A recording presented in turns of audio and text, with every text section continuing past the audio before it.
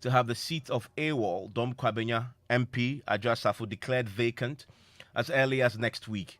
The MP has been absent from Parliament for nearly a year without permission. She was invited to appear before the Privileges Committee on the matter, but failed to show up. Well, the committee now appears split on what should now happen ahead of its report being submitted to Parliament next week. The chairman is definite. The MP should vacate her seat, insisting the committee's report will reflect that. That has placed him on a war path with the minority side on that same committee. Now, speaking exclusively to Joy News, the Bekwai MP explained that the vacancy is automatic once the MP, despite several opportunities offered her, failed to appear before the committee to explain why she was absent for more than 15 consecutive days. If you look at the 97.3, all the matters in which a member shall vacate, it's automatic. Parliament is dissolved automatically. Your person is elected speaker, it's automatic. If you're absent for 15 days, it's automatic. If you're expelled, in that case, a process have gone through, you've gone through a process, gotten to the end. So if any circumstances arise in which you're disqualified, it's automatic. So I think that in many respects, or in all respects, and the words of the Constitution are clear: a member shall vacate his seat. A member shall vacate his seat. It is in mandatory terms. If you vacate your seat, if these three things happen together, absent for 15 days or more, without permission from Mr. Speaker, and no reasonable explanation. So once these three things happen, automatically you shall vacate your seat. That is the law. It's not the chairman of the committee saying so. It is not for the committee to say so. It is what the Constitution says. And same has been affirmed in the decision of Kwakwasare and Attorney General.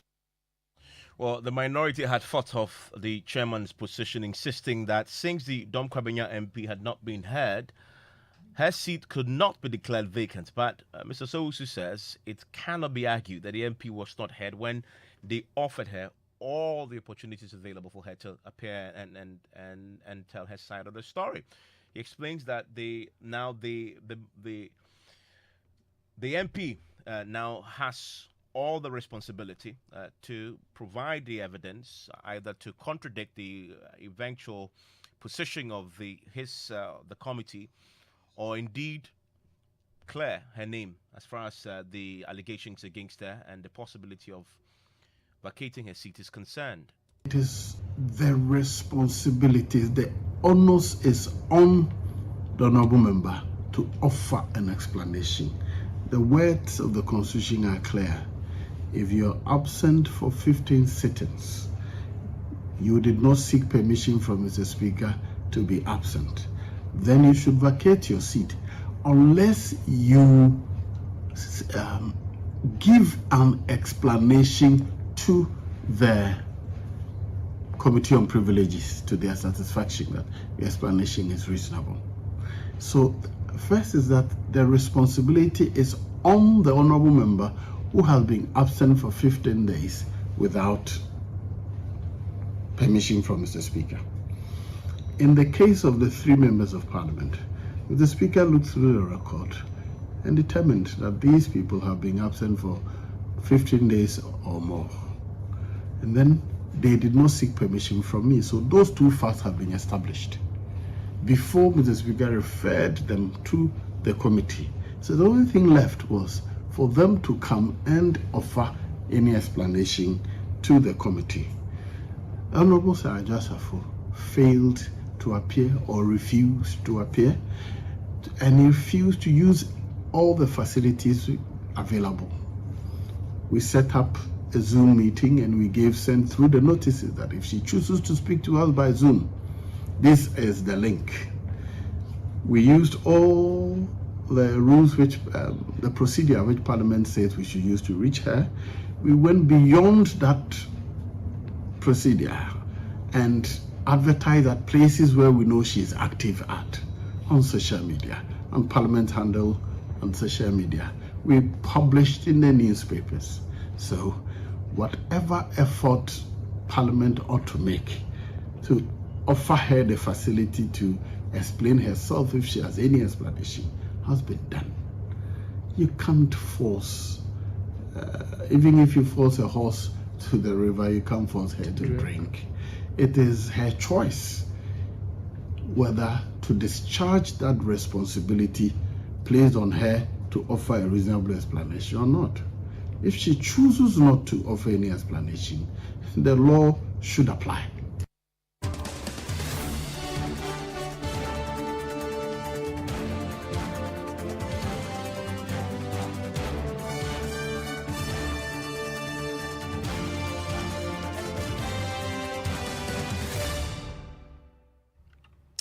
Well, my colleague, parliamentary correspondent Kweku, joins me in the studio with a bit more on this. Kweku, so clearly, the chairman's position is that Adjosafo should vacate her seat.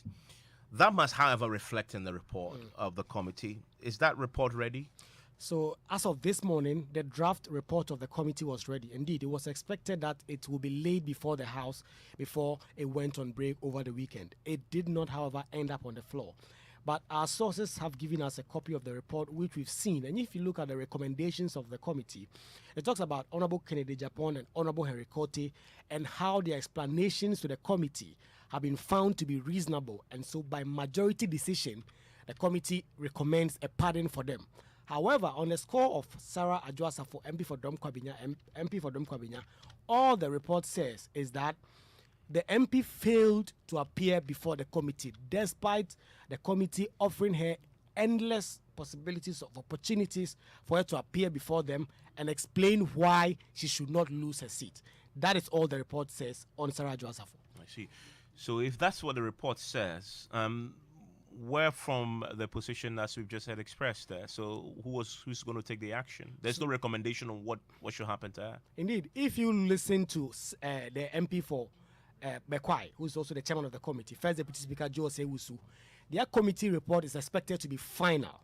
First, on the two MPs, because they've been pardoned, he's expecting that once they lay the report before the House, that's it. He doesn't expect it to generate a debate and for the plenary to vote on it. On Sarah Adjosafo, however, he quotes a decision, Kweku Asare versus the Attorney General, where the court says that if you are unable to offer explanation to the committee, you lose your seat automatically. He says the seat is lost because of the automaticity clause in that constitutional provision. And so because the MP failed to appear before the committee, she did not take the opportunity given her to explain herself. And so he expects that once the report is laid, it's automatic, the clerk will act by declaring the seat vacant. I'm only working on what the Constitution says. The Constitution does not give a decision to Parliament, to the best of my knowledge. And indeed, my view is affirmed in the decision by the Kweku Asare case given by the Court of Appeal. So there's a judicial pronouncement on the particular constitutional provision. I think it's a settled case that when the matter is referred to the Privileges Committee, the Privileges Committee reports to the House that the person has appeared or has not appeared. He has offered an explanation which the committee finds reasonable. That should end the matter, in my view. And indeed, it is in accord with what the judicial pronouncement is. So would the clerk have to wait for the report to be laid before he can act? Oh, yes, because until the information is given to the House, the process has not concluded. It's still at the committee, so the information will go to the House so that there will be official record that the committee finds this explanation not reasonable or that there was no explanation and therefore the law kicks in. Kweku, clearly he must be readying himself for a massive fight when this goes to the plenary. Right, indeed, the NDC minority have been sounding the alarm that they are going to resist any such attempts to make the report of the committee a finality, and they expect the House to take a decision on it. He says he expects that the minority will push back, but they are going to make sound legal arguments on the floor, which they will triumph. Are you ready for I don't see where fights come in. for showdown? They are factual matters. Once these three facts occur, the law applies. If there should be a fight, the fight should be on whether those facts have occurred. Once those three facts occur, whether or not you are absent is recorded, and is a record of Parliament which has been affirmed by the House day by day. The persons are given opportunity to even challenge that record at the Privileges Committee. And then the fact that they were absent without permission is also recorded. The persons are given the opportunity to respond to whether they may have been a misreportage or something. If you don't have any response to those two, then the third one is your explanation. If the explanation comes and the committee is satisfied that this is a reasonable explanation, then the matter ends there. If the committee says no, we'd heard your explanation, we don't think it's a reasonable one, the matter ends there. If you do not offer any explanation at all, it's also the same thing as saying there's no explanation, a reasonable one. So the matter ends there. Then the first A97 one comes. You shall vacate your seat.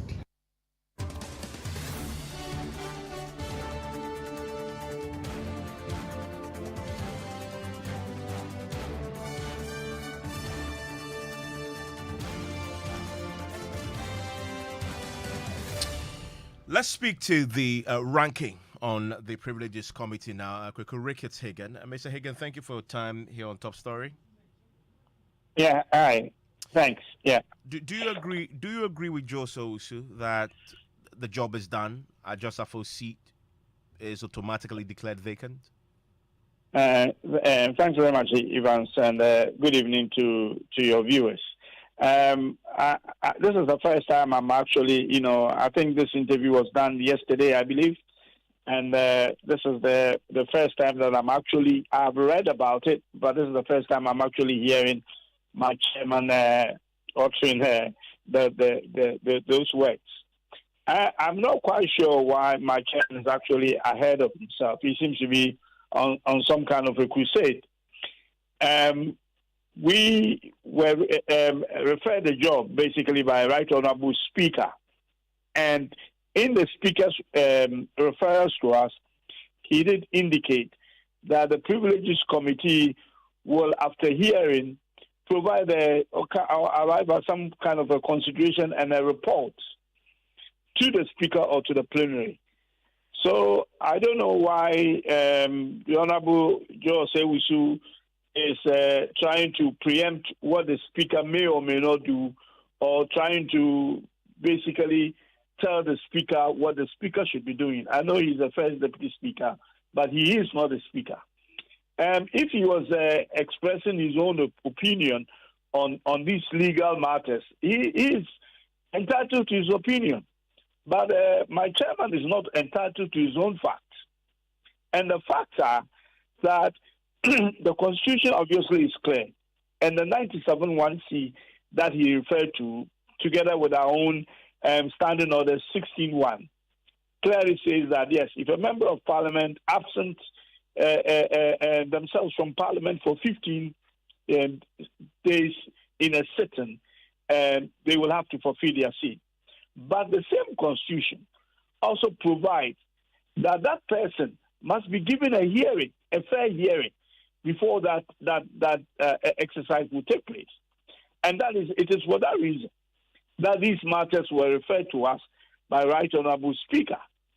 We did hear from two of our colleagues, yes, but on the third person, we have made it very clear that we have not been able to reach her.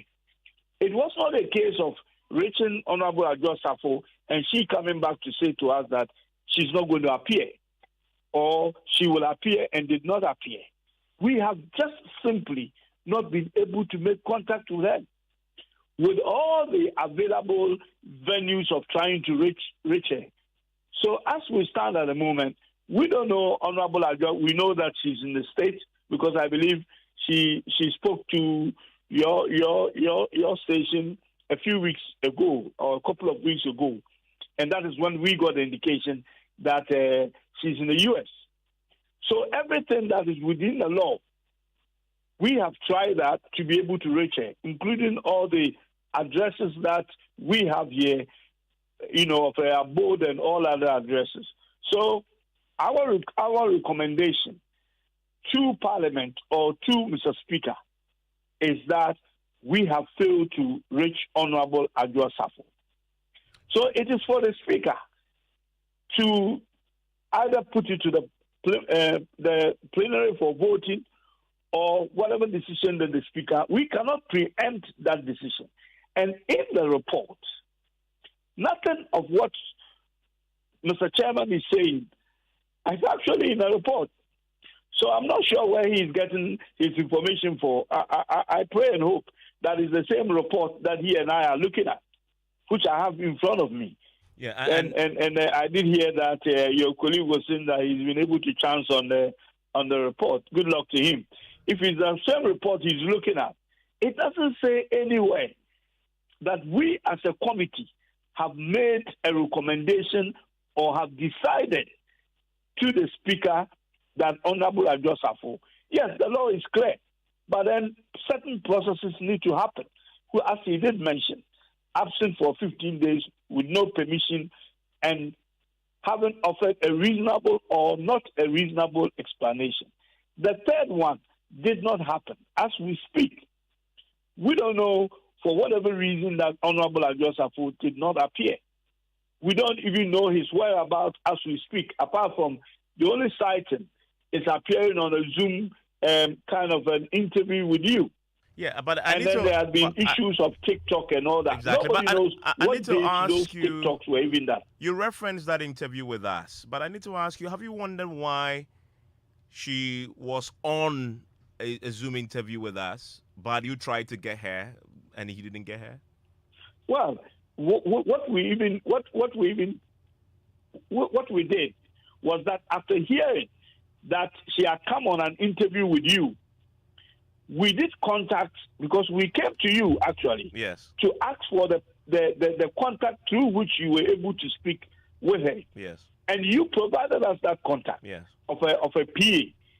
So that PA was part of our search in terms of trying to reach her. So we went through the same avenue. You were successful in reaching her, but then after that, we have not been successful. So the follow-up, and I cannot speculate why she had appeared or not appeared. True. So the follow-up, I can't make that speculation. The follow-up to that admission you just made, that we all use the same channel. We were, you weren't. I believe so. Yeah. The follow-up question, which Chairman Joseph Wusu has answered, is that it then follows that her seat then should be declared vacant, because obviously you've done everything to get her to hear from her, and she's not taking that opportunity. And the Constitution is very clear on that matter, that at this point, the only thing that is realistic and reasonable is that her seat is declared vacant. You disagree with that? I not disagree with that. I mean, I don't disagree with the Constitution. If it's the Constitution that the 97(1)(c) that is referring to, that is the Constitution. I am not saying that I disagree with the Constitution, but we were given a job to do. As I said, the 97(1)(c) goes also with the issue that we have to give that person a fair hearing. We have not been able to reach that person. Natural justice suggests that if you've not been able to reach someone, you cannot then basically exercise any judgment on the issue. But you did a substituted service. The matter you did a substituted service to the man who is the Right Honorable Speaker, who gave us this job to do. It is not the committee or Honorable Osei Owusu's desire to make that pronouncement of declaring a seat vacant in the chamber or in Parliament.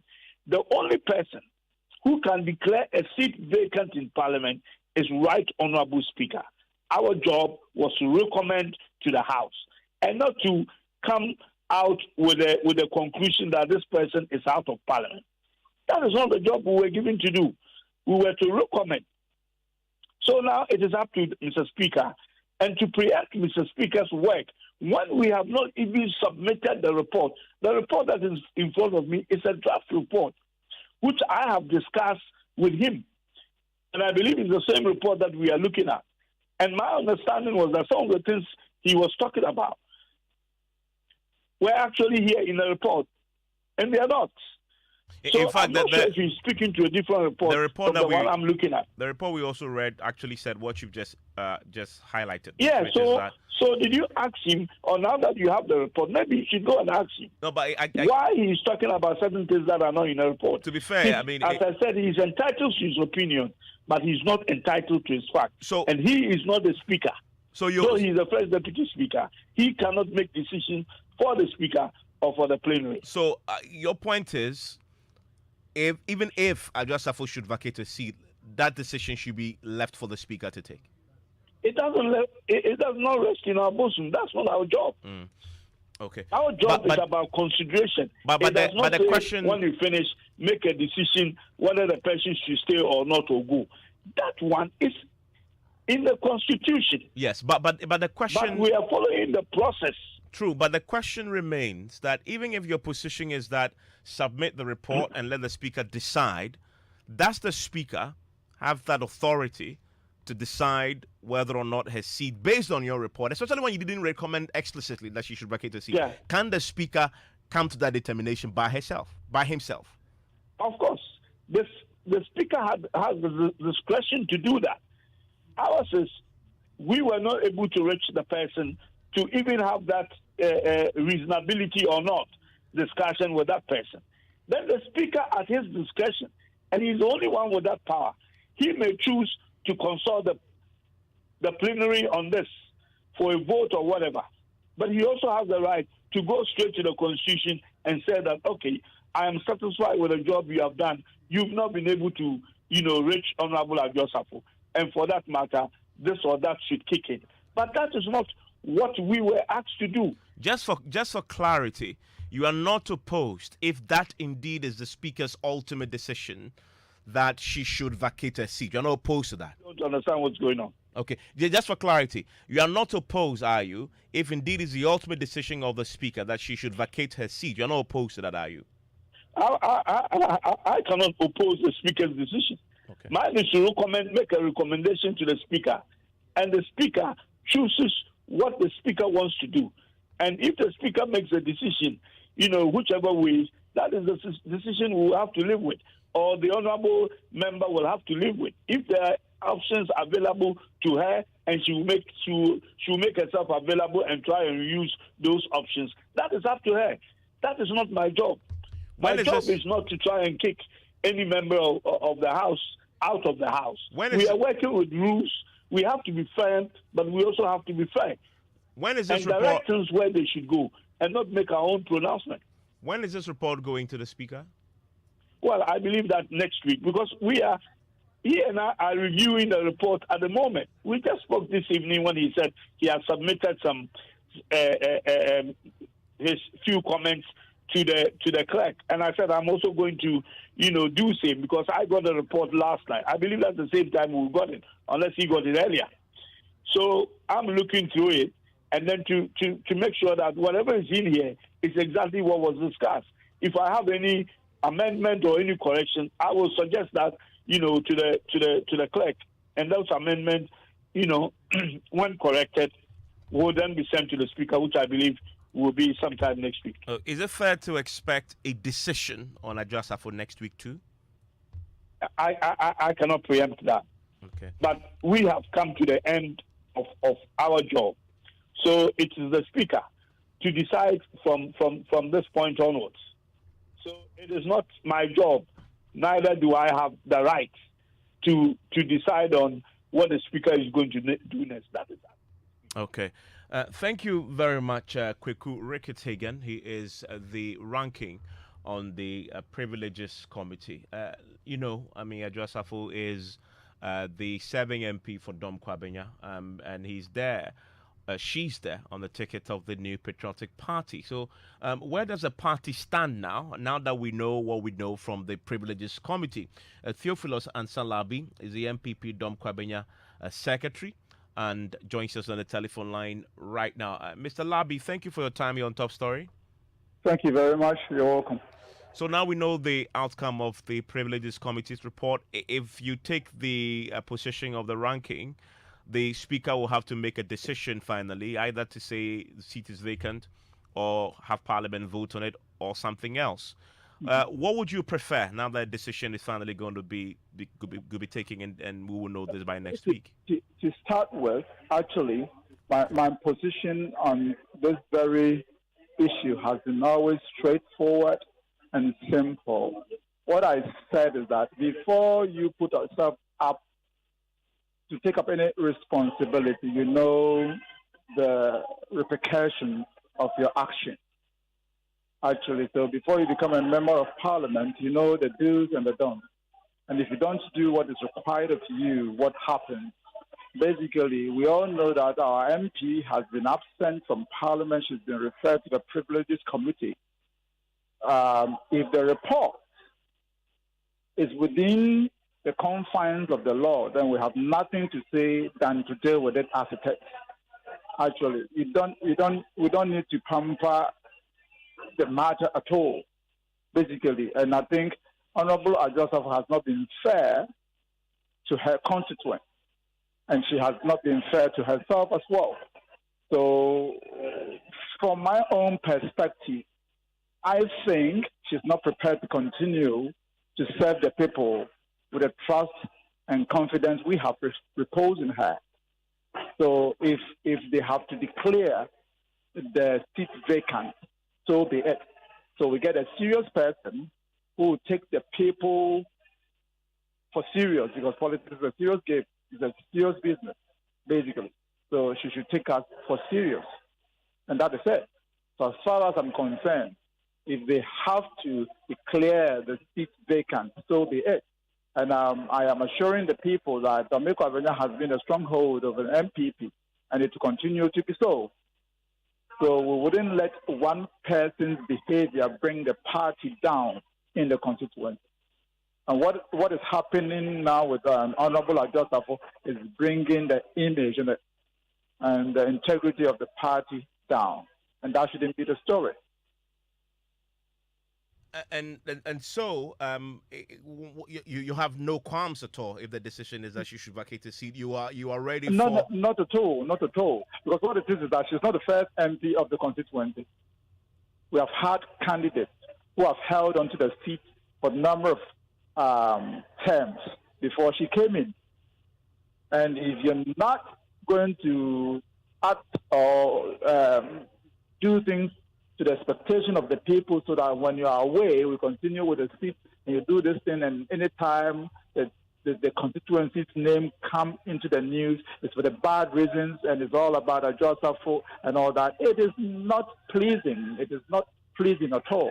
So if her attitude is going to drive the party this way, and we don't have a cutoff point, we don't see an ending in sight, then I'm sorry, there should be a cutoff point to it. Well, I'm grateful, Mr. Labi. Mr. Labi is the secretary for the MPP in the Dom Kwabenya constituency. Ghana Connect is up